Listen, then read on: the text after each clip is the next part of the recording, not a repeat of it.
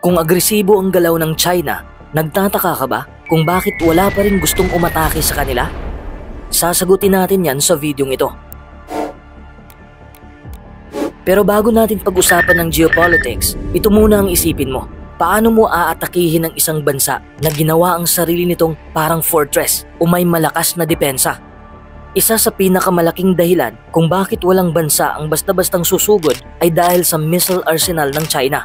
Meron silang DF-21D na tinatawag na Carrier Killer. Isa itong missile na idinisenyo para tumbukin ng aircraft carriers. Meron din silang DF-26, also known as Guam Killer. Kayang tumama sa military bases sa loob lamang ng ilang minuto. Ito pa lang, deterrence na. Marami ring hindi nakakaalam. Ang China na ang may pinakamaraming navy sa mundo. Pero hindi ibig sabihin na mas malakas sila sa anumang bansa. Pero nangangahulugang may numerical dominance sila sa sariling teritoryo. Dahil kung digmaan ang pag-uusapan, ang labanan sa dagat ay hindi lang tungkol sa lakas, kundi tungkol sa dami at bilis ng pag-respond. Sa backyard ng China, sila ang may advantage dahil mas malapit ang kanilang bases. Hindi lang basta may missiles at navy ang China. Meron silang integrated air defense system, may long-range radar, anti-air missiles, modern fighter jets, underground hangars. May mga missile base din na nakatago sa loob ng kabundukan. Ang ibig sabihin nito, kahit ang pinakamodernong Air Force, hindi basta-bastang makakapasok. At syempre, ang pinakamalaking pader sa lahat, China is a nuclear power. Kapag nuclear ang pinag-uusapan, walang bansa ang papasok sa isang conflict na posibleng mag-escalate sa level na ito. Ito ang pinaka-strongest deterrent. Kapag may nuclear arsenal ka, lahat ng kalaban ay mag-iisip ng maraming beses bago umatake. Kaya kahit galit ang ibang bansa, kahit may provokasyon, kahit may territorial disputes, hindi sila papasok sa digmaan na alam nilang sisimulan ng China sa pamamagitan ng overwhelming defense at guaranteed retaliation. Ang ikalawang dahilan kung bakit walang bansa ang basta-bastang susugod sa China ay dahil sa ekonomiya.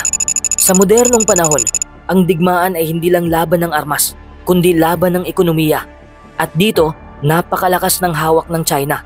Mahigit 30% ng global manufacturing output ay galing sa China.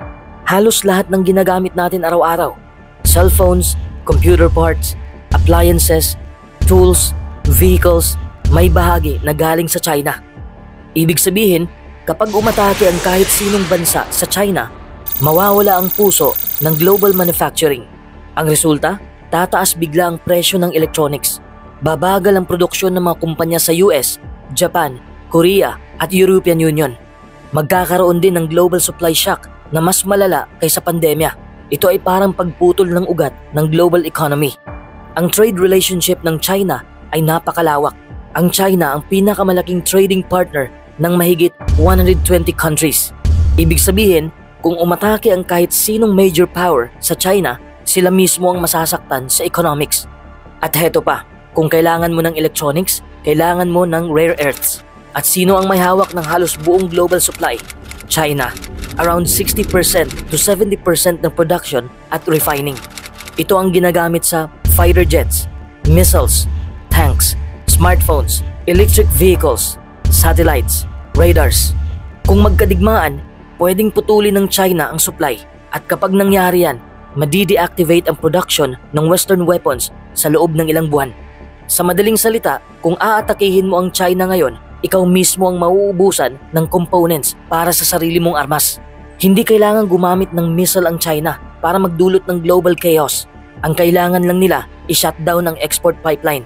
Ang tawag dito sa geopolitics ay economic mutual destruction. Sa isang digmaan, hindi laging tinitingnan kung kaya mo bang manalo militarily, kundi kung kaya mo bang mabuhay economically.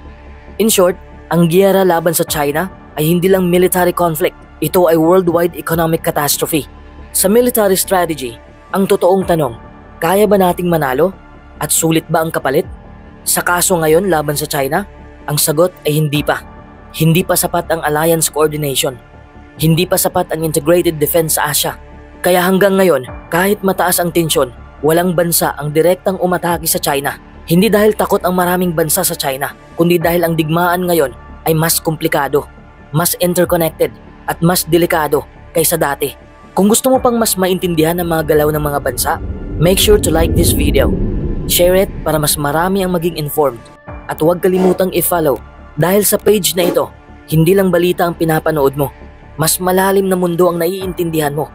Magkita tayo sa susunod na analysis. Stay curious, stay critical, and stay aware of the world.